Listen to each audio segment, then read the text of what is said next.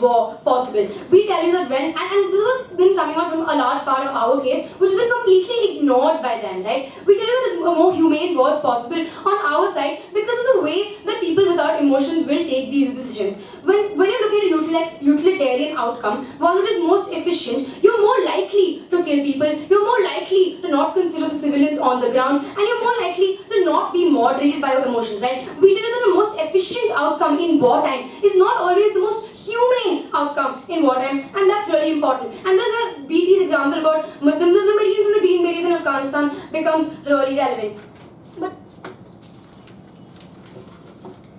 But moving on to why soldiers will buy into a narrative of greater good in their scenario, right? We believe that they're more likely to be dedicated due to their emotions themselves. A soldier isn't a tank and are required to make individual decisions. So however much you have certain commands given to them, we believe that at some point in this war, they will be required to take certain subjective calls that will be based on what they believe in and what they think is necessary, right? We believe that missions will become suboptimal because soldiers are unable to take these decisions effectively due to this lack of emotion that exists within them, right? And we also believe that the emotion of sacrifice that comes in, which is what BT was talking to you about, in which, if you know there's a villager harboring a village that's harboring ISIS, you're less likely to bomb the entire village. You're less likely to treat the human shields as just collateral damage because of the emotion that exists within you that treats them as someone who's put in a particular situation where they do not have control over what they're doing, right? So we believe that what the entire government's case rests on this idea that it's possible to remake humans, but that is not what the motion assumes. The motion simply assumes that they will still be human when you take away their emotions. So they aren't robots in which you enter particular lines of code and they will have perfectly efficient outcomes. They are still people who will be required to make decisions. We believe that on our side of the house, they make better decisions in times of war. They make better decisions when your commander isn't able to tell you every last detail of what you should do because emotions make you a complete human, right? But more importantly, on why this humanism is necessary and who's more likely to be a soldier to begin with, right? We tell you that the people who are more likely to be soldiers are the ones who are drafted in a short term, like we told you. We tell you that the standard here is the Nuremberg threshold, something which Rudrojit spoke to you about, where you aren't taking blind orders, but you need reasoned obedience. And we believe that a large part of human reason is informed by emotions, and all these reasons we're very proud to oppose.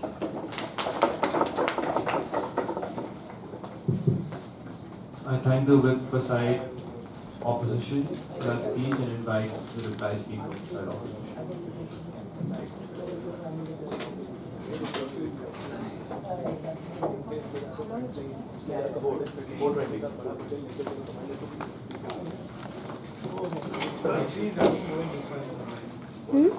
Sorry?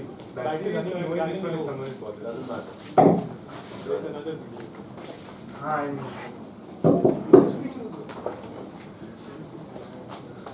Alright, Madam Speaker, let's look at what the debate was about and was not about, right? So first about brutal emotions and hatred, oh my god. So the thing is this, right? What exactly is this hatred and brutal emotion that is apparently only a product of the soldier's own emotion? And that side gov has been asserting to be only a product of soldiers' emotion and that we have been analyzing but they have been refusing to engage with it. What we have told you is that the hatred that rests inside a soldier's mind is a product of propaganda that is put into him through his training, that is again a product of rational self-interest of the top class of the political strata and the military strata. So, and therefore we took multiple examples of, as in you can take any number of examples and you see that the hatred is often defined by the idea of other that is instilled in the soldier, like we have been saying. In that situation, the soldier's hatred comes from there and his emotions are determined by that sense of other which is defined for him by the top brass, which in their situation remains unchanged. In that situation, Madam Speaker, we believe that the only thing which moderates the soldier's hatred is when he goes on the field and when he is given the order to march into a village and neutralize the targets inside, the feeling that he gets or the lived experiences that he has after having interacted with people there, after having empathized with them, which is a connect that we believe can only be set up if he is an emotional being. And therefore we believe that there will be no moderation of what you tell your soldier. And therefore we believe that their case is only possible if the state of Vatican City were to send its Swiss guards to war, which anyways never happens. Because most countries have really fucked up commanders and really fucked up commands. Even the US Marines have committed the My Lai massacre, right? So let's not kid ourselves here. The thing is, Madam Speaker, their case is hinging on this mistaken assumption that the hatred which is born out of the propaganda will still somehow rest, will not somehow rest in the soldier if you do away with his emotions. Our point has from the beginning been that this is never a product of his emotions. In fact, emotions is what moderates that hatred. They have not engaged with that in a meaningful fashion apart from their glorious trivialization, very akin to the ruling party in this country. The second thing that they have talked about is that if you don't have, and this is the biggest blatant assertion that they have made at the end, the other part of their case is hinging on that if you have no emotions, you will be perfectly obedient creature. That's not true. I took that down in my speech in detail. Lack of obedience is a product of you rationally valuing your self-interest over the command. And they have never taken this down. It is also based on societal prejudice which you grow up around, which has got nothing to do with your emotions. The thing is, Madam Speaker, that if you don't have emotions, you are still as likely to be a delinquent divine soldier who probably doesn't follow his command or who just decides to go on a raping spree and rape some 20 women and have fun. In any situation that is still possible. In that situation, you can take the simple example of Rashtriya Rifles in India, Madam Speaker. Those guys are, when they come out of army school, they look at every Kashmiri as a target and that's a result of their training, Madam Speaker. And in that situation, they don't anyways get absolute obedience as a result of their training. They don't get absolute obedience as a result of the fact that they emotionally sanitize when it comes to them looking at Kashmiri people. In that situation, disobedience is still rife owing to the very reasons that I pointed out, which is self-interest, which is prejudice that is already inherent in them, which is not a product of emotion, something that again SideGov has not been engaging in.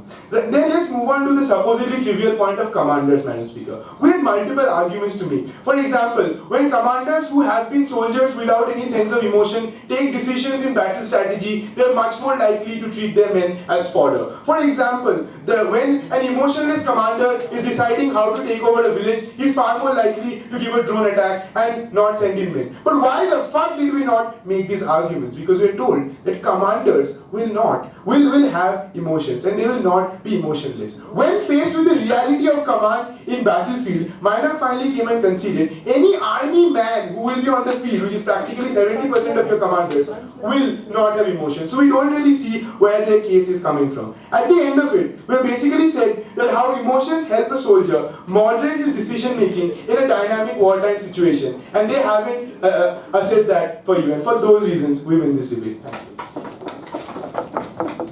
I thank the opposition reply speaker and now invite the government.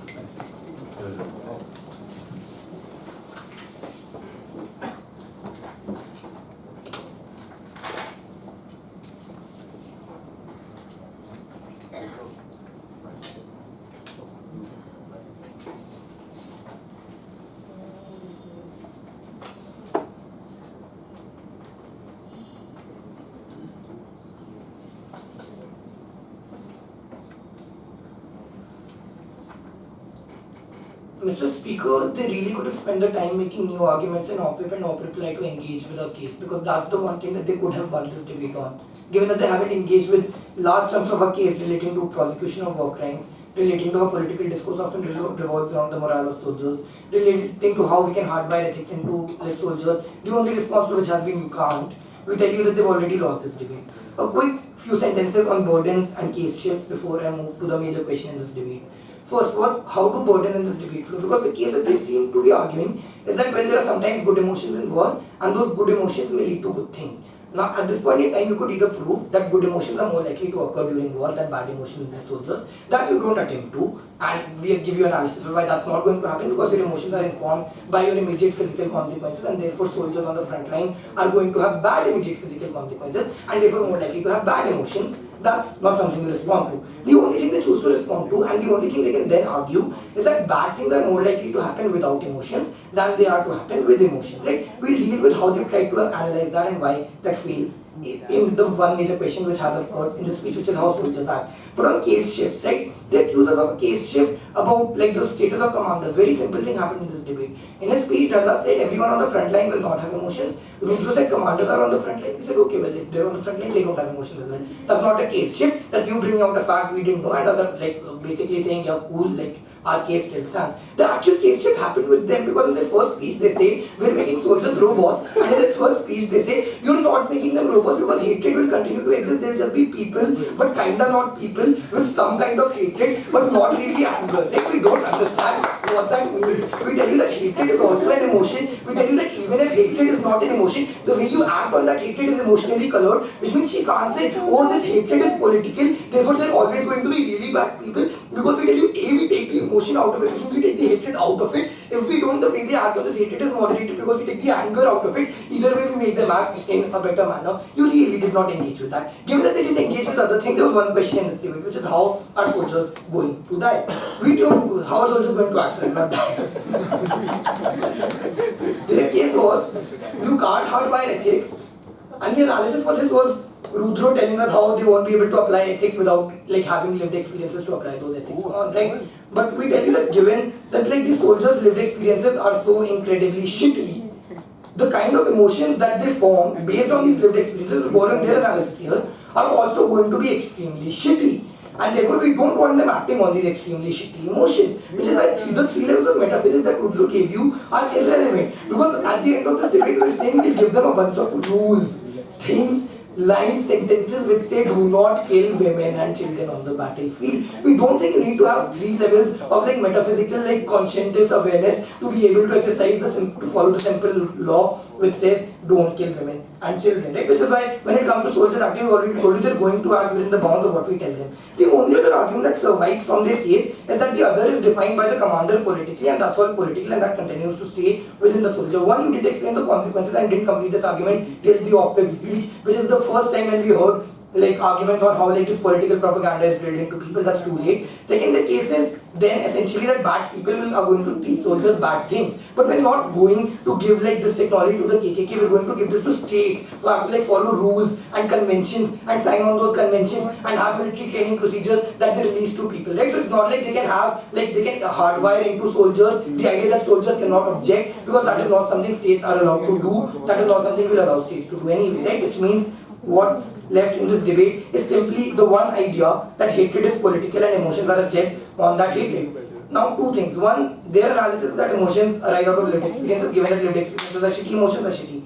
But second, we tell you that even if hatred is not emotional, how you act on this hatred continues to be emotional, right? And that is where it becomes important for the soldier to be able to not be emotional in the situation. That is where it becomes important for the soldier to say, I have been given a set of rules, I have been given a set of commands. To the extent my commands follow my rules, I'm going to do certain things. To the extent they don't, I'm going to follow my rules. We've proven that they haven't. It's very important.